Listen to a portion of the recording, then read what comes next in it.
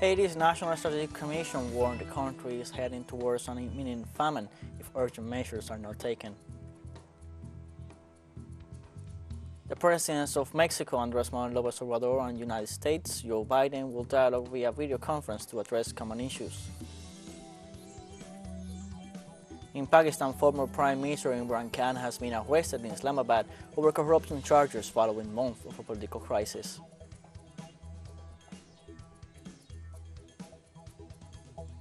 Hello, welcome to From the South. I'm Luis Alberto Matos from the teleSUR studios in Havana, Cuba. We begin with the news. Haiti's National Strategic Commission warned the country is heading towards an imminent famine if urgent measures are not taken. Nowadays, almost 5 million people suffer from food insecurity in that Caribbean country. Experts refer as possible causes the depreciation of the national currency and the increase in gun violence. Meanwhile, agronomist Jean-Andre Victor, leader of the Popular Patriotic Movement in the Salinon, pointed out as an urgent task the consolidation of food production to cope with the growth of the population. Haiti, along with countries like Afghanistan, Somalia, and Yemen, face a risk of famine and death, according to the Global Report on Food Crisis issued by the World Food Programme.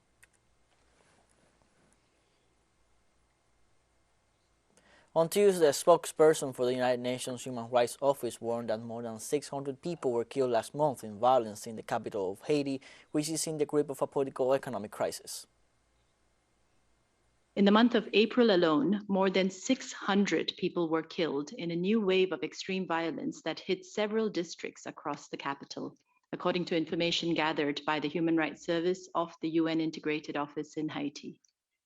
This follows the killing of at least 846 people in the first 3 months of 2023. That brings the total so far to 1,446 people killed. And this is in addition to 393 injured over the past 3 months, 395 kidnapped. The Confederation of Indigenous Nationalities of Ecuador, CONAI, reiterated on Monday support for the impeachment of President Guillermo Lasso. After a meeting of the Government Council, the Confederation's President Leonidas Issa asked through a public statement to move forward with the trial against the head of state. The indigenous leader has been adamant in stating that neither his council nor the Pachacuti bench can carry the weight that would mean giving continuity to the current administration. Let's remember that in June 2022, CONAI and other indigenous organizations led demonstrations against the economic policies and abuses of Guillermo Lasso's government.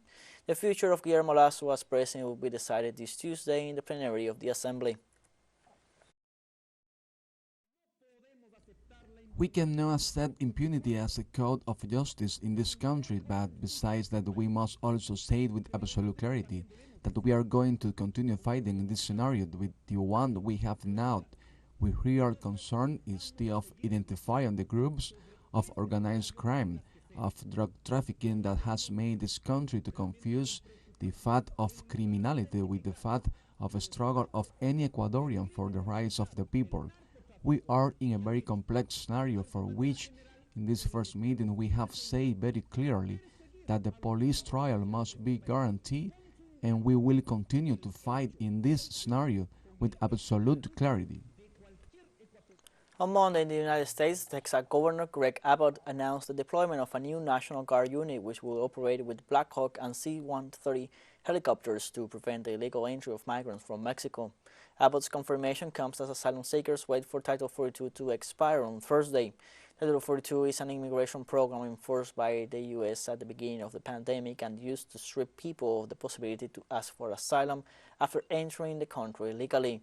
In this context, the city El Paso has deployed 10,000 National Guard members as well as declared a state of emergency, as 15,000 military effectives are waiting to come into force.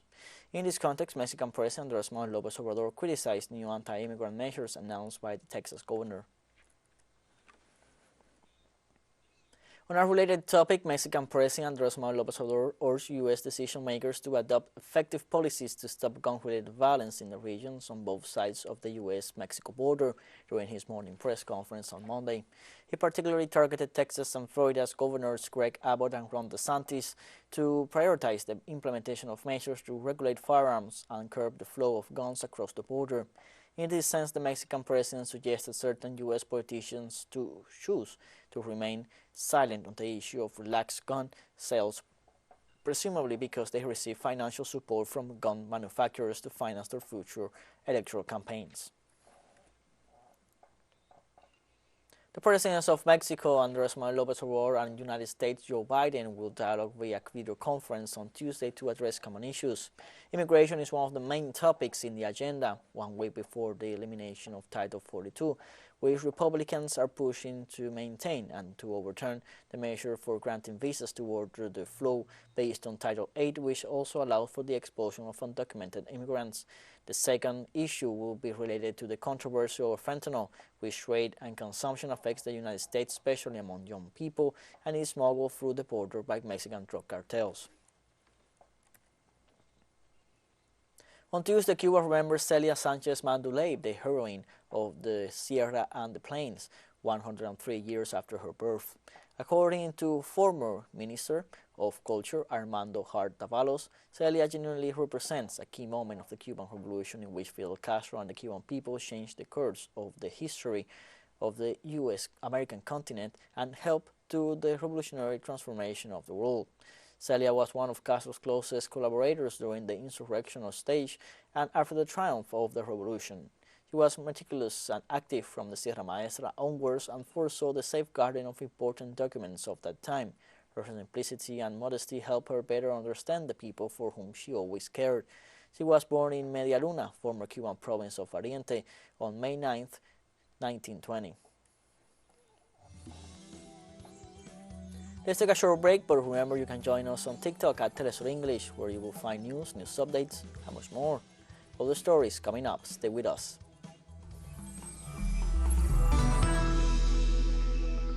Welcome back from the South.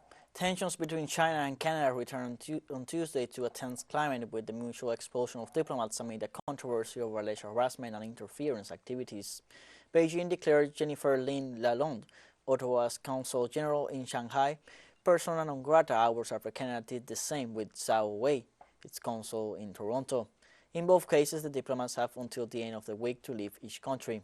China expressed strong rejection to the Canadian decision as it filed a protest and warned that it reserves the right to proceed with further measures. The embassy of the Asian country in Ottawa affirmed that the expulsion of Zhao was based on exaggerated rumors about the supposed intrusion of China and denounced the violation of international laws with that step. It also remarked the damage to bilateral relations. In disregard of China's solemn representations, the Canadian side blatantly declared China's diplomat persona non grata based on lies of so-called interference in Canada's international affairs. China strongly condemns and firmly opposes this. The Chinese side has lodged solemn representations and strong protests with the Canadian side. China never interferes in the internal affairs of other countries. The so-called Chinese interference in Canada's internal affairs is completely nonsense, and it is slander against China and political manipulation based on ideology. The Canadian side has declared Chinese diplomats persona non grata on unwarranted charges, violating the basic norms of international relations and deliberately sabotaging China-Canada relations, which is very bad in nature. On Tuesday, Russia celebrates the 70th anniversary of Victory Day. Within the framework of official activities, President Vladimir Putin delivered a speech in which he reminded who saved the world from fascism. With the Red Square packed with troops, people, and former combatants and their families, the head of state affirmed that humanity is again at a crucial turning point. Putin announced that a real war had been unleashed against his country and promised that Russians and their allies will defeat fascism once again. The head of state also acknowledged the contribution of his troops and reaffirmed that the only thing they are aiming for is a peaceful and stable future. The Russian head of state also highlighted the double standard and supremacist attitude of Western nations and their allies.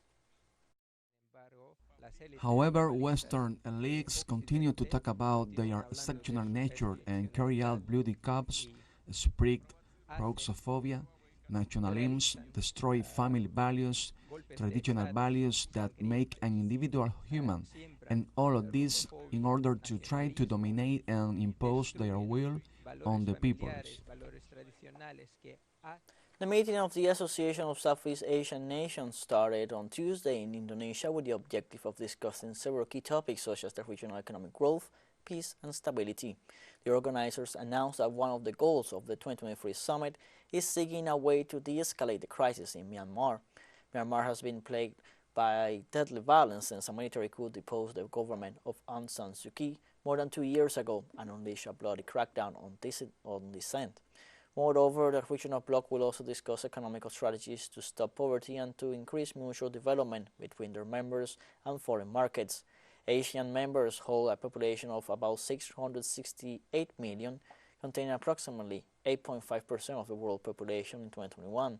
In the year 2022, they generated a gross domestic product of around 10.2 trillion US dollars, which constitutes 6.5% of the global GDP.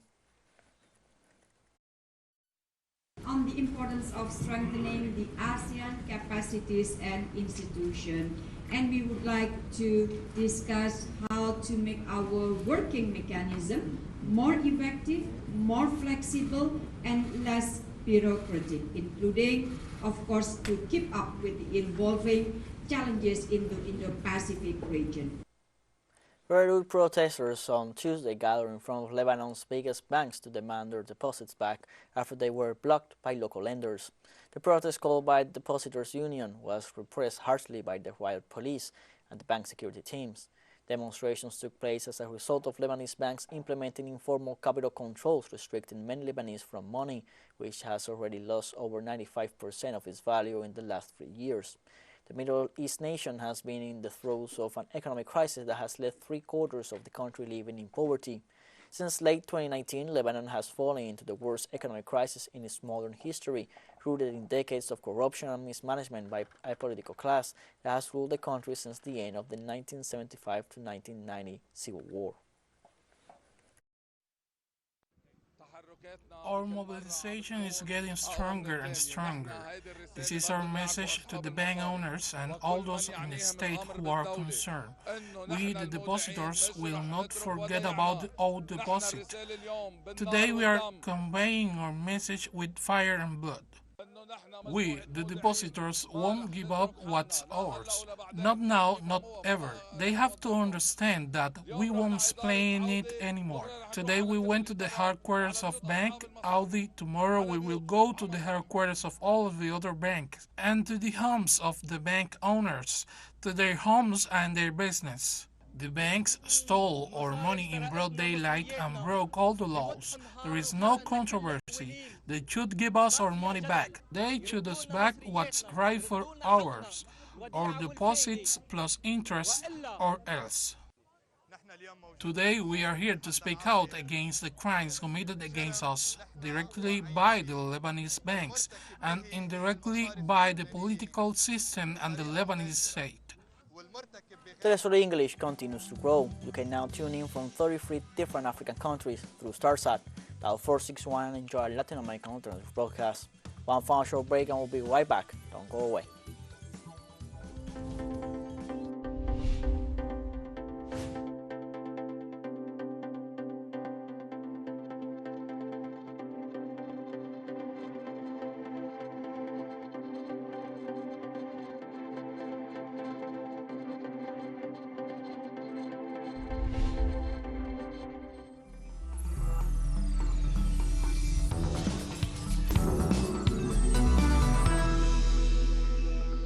Welcome back from the South. In Pakistan, former Prime Minister Imran Khan has been arrested in Islamabad over corruption charges following months of political crisis. Khan had gone for his biometrics procedure when he was picked by paramilitary who pulled him out of his wheelchair, hit him, and pepper sprayed him. The Anti-Corruption National Accountability Bureau issued the arrest warrant on May 1st. Since his ousting in April last year, Khan faced dozens of charges, all of which he denies and says are politically motivated.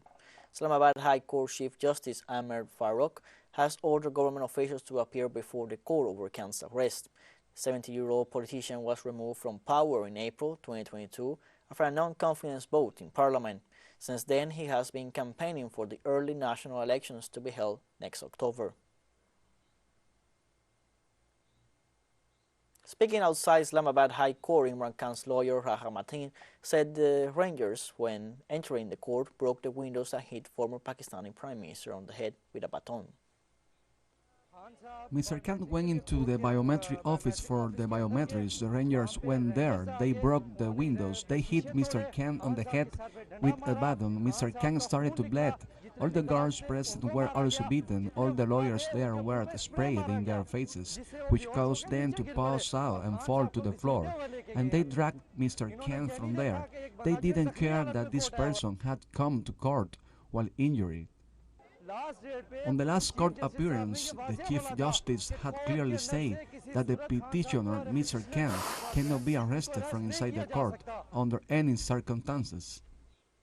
And protests have erupted across Pakistan following former Prime Minister Imran Khan's arrest in Islamabad on corruption charges.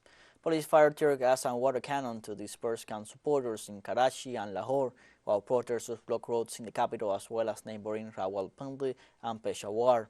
For former Prime Minister, Imran Khan's arrest follows months of political crisis and comes hours after the military warned him against making baseless allegations after he again accused a senior official of plotting to kill him. The situation underscored how far Khan's relations have deteriorated with the military, which backed his rise to power in 2018 but withdrew its support ahead of the parliamentary vote of no confidence that ousted him last year. Local TV channels show Khan, who has a pronounced limp since being shot during an assassination attempt in 2022, being manhandled by dozens of parliamentary rangers into an armored car inside the Islamabad High Court premises.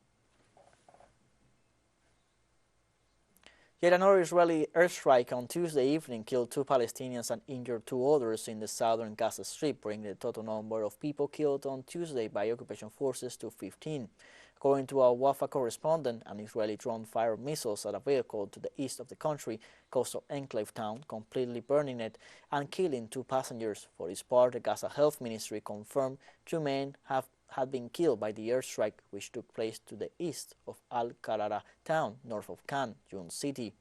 While the Israeli army released footage of the attack, the strike comes hours after at least 13 Palestinians, including 4 children and 4 women, were killed and 20 others were injured in a series of Israeli airstrikes, ushering in a new aggression on the besieged Gaza Strip.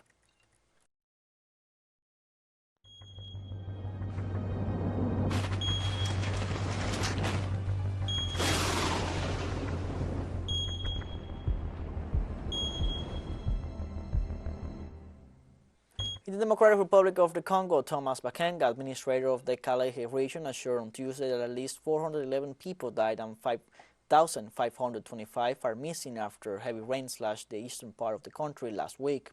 Congolese government spokesman Patrick Muyaya confirmed on Monday that more than 400 bodies had been recovered, while Modeste Mutinga, Minister of Social Affairs, assured that victims are receiving government aid, including coffins and food.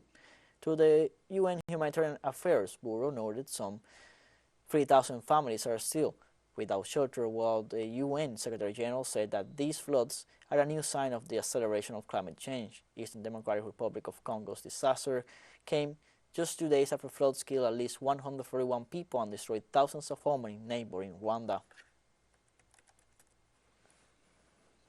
The World Health Organization recommended on Tuesday that patients and healthcare personnel maintain the use of masks against COVID-19 in healthcare centers. This international entity warned that although the end of the international emergency due to COVID-19 has been decreed, it does not mean the dismantling of some precautionary measures because the virus is still present. Last Friday, WHO announced that the global health emergency due to the SARS-CoV-2 coronavirus had come to an end. WHO Director General Tedros Adhanom Ghebreyesus said he had taken this decision with caution and its permanence depended on how the global epidemiological situation developed. Adhanom stressed the need to learn from the lessons left by the pandemic because otherwise the cycle of panic and neglect that was the hallmark of the global response to epidemics and pandemics for decades would be repeated. We have come to the end of this news brief, and you can find these and many other stories on our website, telesurenglish.net. Also join us on social media, Facebook, Twitter, Instagram, Telegram, and TikTok. For telesur English, I'm Luis Alberto Matos. Thank you for watching.